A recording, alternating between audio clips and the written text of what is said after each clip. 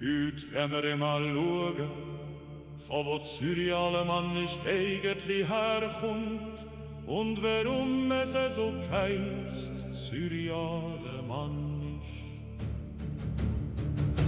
Die Römer haben halb Europa kontrolliert, bis über den Rhein raus, drum redet viele Regionen heute Latinisch.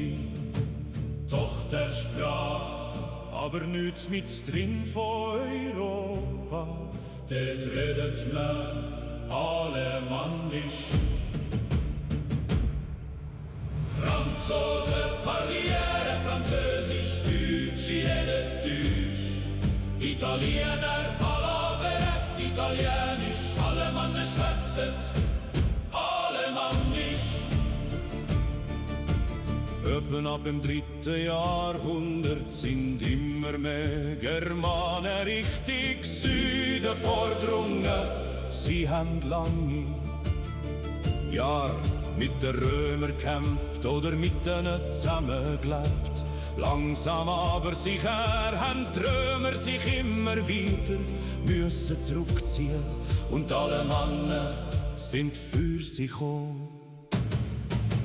Franzosen parlieren Französisch, Deutsche reden Deutsch, Italiener palaveren Italienisch, Alemannen schwätzen Alemannisch.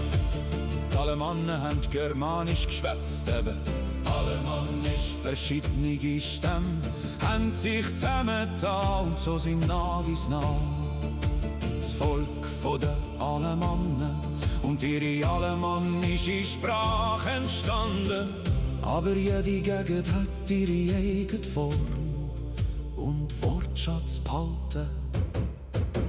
Franzosen parlieren Französisch, Deutsche reden Deutsch, Italiener palaveren Italienisch, Alemannen schwätzen Alemannisch. Im 21. Jahrhundert verliert Alemannisch fest an Bedeutung.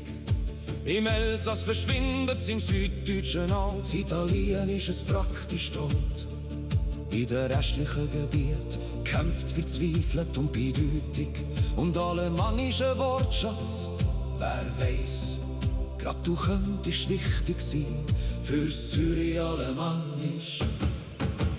Franzosen parlieren Französisch, Deutsche reden Deutsch, Italiener palaveren Italienisch, Alemannen schwätzen Alemannisch.